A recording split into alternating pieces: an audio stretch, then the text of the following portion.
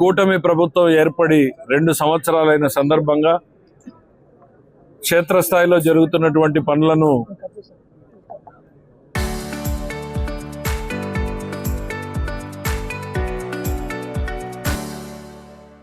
Review చేసుకోవడంతో పాటు 2 సంవత్సరాల్లో ప్రజలకు అందించినటువంటి అనేక సంక్షేమ అభివృద్ధి కార్యక్రమాలని వివరించడం కోసం ఈరోజు ప్రోగ్రాం ఏర్పాటు చేసుకోవడం జరిగింది. నంద్యాలలో మొత్తం దాదాపు ప్రధానమైనటువంటి శాఖలన్నింటినీ కూడా రివ్యూ చేయడం జరిగింది.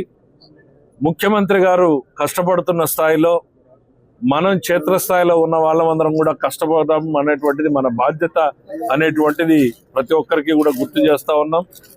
ఇప్పటికీ చాలా శాఖల్లో ఇంకా కొంత ఇంప్రూవ్మెంట్ స్కోప్ ఉంది. కొన్ని శాఖలు పర్ఫార్మెన్స్ తగ్గినటువంటి శాఖలు ఉన్నాయి. అవన్నింటినీ కూడా ఇవాళ పిన్ పాయింట్ చేసి చూపించడం జరిగింది. Every day we have to improve, every month we have to improve అనేటువంటిది అధికారులందరికీ కూడా ఒక డైరెక్షన్ ఇవ్వడం జరిగింది. ప్రజా జీవనంలో నిర్లక్ష్యం తగదు. ప్రజలకు మెరుగైన సేవలు అందించడానికే ఇటు ప్రభుత్వం అధికార యంత్రాంగం కలిసి పనిచేయాల్సినటువంటి పరిస్థితులు ఉన్నాయనేటువంటి తెలియజేసుకుంటాం. 2 ఏళ్ల ప్రజాపాలనలో ప్రజలకి ప్రతి ఒక్క విషయాన్ని కూడా డెలివర్ చేశాం.